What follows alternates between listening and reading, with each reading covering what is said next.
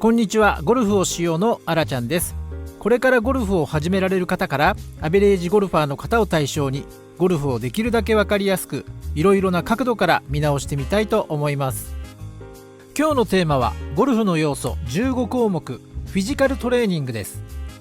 現在あらゆるスポーツでフィジカル面でのトレーニングは研究され、各スポーツの特徴特性に合ったトレーニング方法も確立されているのは皆さんもご存知ではないかと思います。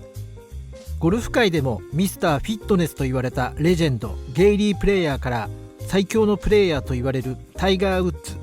現代では平均飛距離が300ヤードを超える時代になり、 USPGA のほとんどの選手が専任のトレーナーとチームを組み取り組んでいるようですね。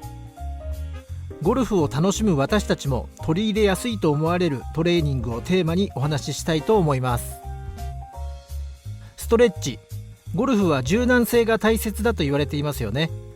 柔らかい筋肉を維持して可動域を広げ、いろいろなライや傾斜に対応し、緊張や飛距離を意識した時にも体のパフォーマンスを発揮するには必要不可欠な要素ですね。スイングに大切な股関節、胸椎、最近ではサイドベンドと言われている部分ですね。肩甲骨周り、上腕などはよく取り上げられるポイントですね。障害スポーツであるゴルフをいつまでも続けるためにラジオ体操なども取り入れるといいかもしれませんね。トレーナーなどの専門分野の方にもラジオ体操は動的なストレッチと考えられているようですし、真面目にラジオ体操をするとほんのり汗ばむぐらいいい運動ですよね。ストレッチにも動的ストレッチと静的ストレッチと2種類があり、最近ではプレー前には動的ストレッチで動く準備をして体を温めて、これから行うスポーツの動作を取り入れることでそれぞれの動きの柔軟性やその動きの連動感といった効果を高めることができます。動的ストレッチは筋をゆっくり伸ばして止めるのではなく、筋や筋肉を小さく収縮させて温めながら徐々に可動域を広げる方法です。それと対照に静的ストレッチは運動後にゆっくり筋肉を伸ばして筋肉の緊張を和らげ、運動後の筋肉痛を軽減し、精神の緊張を和らげる方法と言われています。ここからフィジカルトレーニングについての要素を挙げますが、極端な例を挙げると、もともと筋肉のついている方が腕の筋肉だけをつけてしまうと、早い方では2週間ぐらいで効果が出始め、特に腕だけというのはゴルフでは手振りと言われているぐらい腕主体には振りたくないのに触れてしまい、結果バランスを崩すことに直結するので、部分的な筋力アップは冬などのゴルフコースに行く機会が減る季節に行うことをお勧めします。春夏秋のシーズンはゴルフを楽しくプレーしたい季節なので、筋力アップや飛距離アップは基本的なクラブ14本の距離の組み立てが変わり、スイング自体を作り直す必要が出てくるので、春夏秋は筋力アップではなく筋力維持ぐらいのトレーニングで通年続けたいですね。冬場の筋力アップ以外にフィジカル面のトレーニングの大切な部分と考えられるのは連動動作としてのトレーニングです。部分的トレーニングと連動動作としてのトレーニング、この2つのトレーニングの考え方で一般的に行いやすい方法を挙げてみます。この回ではノーマルな器具を使用しないハーフエアスクワットまたはパラレルスクワットと呼ばれているやり方をご紹介します。まずはじめにリラックスして直立して肩幅程度に足を開き、両手は体側に軽くつけます。次にバランスを保ちつつ息を吸いながらそのまま膝を曲げて腰を落とします。この時かかとを上げて腰を落とさないように注意してください。上体をできるだけまっすぐに伸ばし、背骨のアーチを意識して保ちます。猫背になると腰などの故障の原因になるのでご注意ください。ももと床が平行になるところまで腰を落とし、できればそのまま1秒程度キープした後、息を吐きながら膝と背筋を伸ばして腰を上げます。この動作を繰り返していただきます。あまり急激な動作は控えてくださいね。ヒンズースクワット。プロレスラーが足腰の訓練法として腕を前後に振りながら下まで下ろすやり方です。力を抜いて下ろし、関節がぶつかった反動で立ち上がるという動作の繰り返しです。膝関節を痛めやすいので、一般的な私たちは軽めに行うぐらいにした方が有酸素運動、体力維持としての目的としては有効なのではないでしょうか。特にゴルフは膝に負担がかかりやすいスポーツなので、膝で曲がりきらず膝に負担のかからない程度の運動がいいと思います。プランクとはうつ伏せになった状態で前腕と肘、そしてつま先を地面につき体を浮かせるエクササイズです。筋力がない人でも行いやすいとされています。腰へのストレスが少ないため、安全で効果的に腹筋を鍛えることができるというメリットもあります。プランク、板という名前が示す通り、体を板のようにまっすぐ伸ばしながら維持することで腹筋を中心に体幹が鍛えられるトレーニングです。手首に最もプレッシャーがかかる姿勢でプランクをする方が多いので、その負荷を分散し全身を確実に使うために手を握るのがベターとされています。さらにハードなプランクには手のひらを床につけるのもいいとされていて、これで全ての主要筋肉を使い強度も効果も上げることができると言われています。プランクの姿勢の状態で片足を上げたり片手を上げたりパラレルに上げることによっていろいろなバリエーションも簡単に行いやすいですね。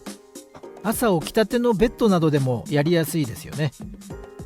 次にクランチです。クランチは腹筋を鍛えるトレーニングです。仰向けに寝た状態から体を起こす基本のクランチからツイストクランチ、横向きに寝た状態から体を起こすサイドクランチなどたくさんの種類があります。基本のクランチのご説明をします。両膝を立てて仰向けに寝ます。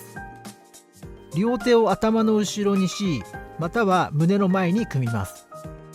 おへそを覗くように頭、肩甲骨の順に持ち上げます。肩甲骨までしっかり持ち上げたら、肩甲骨、頭の順にゆっくり下ろします。この手順を何回か繰り返していただきます。さまざまなスポーツで高いパフォーマンスを発揮するためには、体幹の強さや安定性が重要とされています。体幹がしっかりしていると、下半身の力を上半身に伝えることができるため、ここでは体幹トレーニングを挙げてみました。高いパフォーマンスを発揮するためには、運動連鎖や連動動作で大きなパワーを生み出し、エネルギーバランスを保つ必要があります。私たちの日常を楽しむゴルフでも、春、夏、秋など先ほどお話ししたシーズンには筋力トレーニングよりも連動動作といった分野のトレーニングを意識した方法も試してみてください。ゴルフスイングの効率的な力の伝達は下半身から体幹、腕、クラブ、ボールと言われています。下半身で生まれたパワーをロスなく体幹に伝える体幹のねじりによるパワーをプラスしてロスなく腕、クラブ、そしてボールまでつなげていきたいですね。この動きに最近話題になっていますが、地面反力という考え方も耳にされ実行されている方も多いと思います。踏み込んだ力をジャンプアップやほんの少し重心を下げた反動を地面足元から力を効率的に連動してボールに伝えるという動きです。あまり踏み込むとスイング理論の話になってしまうので、連動動作としてのトレーニング方法を挙げてみます。ツイストクランチ。ツイストクランチでは腹斜筋が主に鍛えられます。ツイストクランチのやり方。まず両膝を立てて仰向けに寝ます。両手を頭の後ろまたは胸の前に組み、左肘を右膝につけるように斜めにねじりながらゆっくりと起き上がり、仰向けに戻ります。今度は右肘を左膝につけるように斜めにねじりながらゆっくりと起き上がり、仰向けに戻ります。この手順を何回か繰り返して行います。ゴルフのねじりを加えてパワーを出す部分の効果的なトレーニングにつながります。ヒップロールツイスト。仰向けで両足を上げます。膝を少し曲げ、腰の隙間を潰すスタートポジションを取ります。腹筋は緊張状態のまま足を45度左右に倒します。筋肉の緩みをなくし、ねじりの反作用の力をうまく使う感覚です。下半身からダウンスイングが始動して、腰、胸、腕、クラブと連動してねじられた胸が下半身より後に回転してくるイメージがつかめると、大きなスライスや右肩の突っ込み、手打ちといったミスも減るのではないでしょうか。スポーツジムに通われている方も多数いらっしゃるかと思います。ジムのインストラクターの方に自分の合ったトレーニング方法を相談しながらスイング作りをされるのも有効な方法ですね。まだまだたくさんの方法もありますが、基本的な考え方と方法のお話としてまとめさせていただきます。今日のテーマはゴルフの要素15項目フィジカルトレーニングをお送りいたしました。これからゴルフを始められる方々がご友人だけではなく、いろいろな場面でいろいろな方々とゴルフの話で楽しく盛り上がれるように、専門用語をできるだけ分かりやすくお伝えさせていただき、皆様のゴルフライフのお手伝いをさせていただければ幸いです。気に入っていただけた方は番組登録、いいねのクリックをお願いいたします。それではまたご視聴ありがとうございました。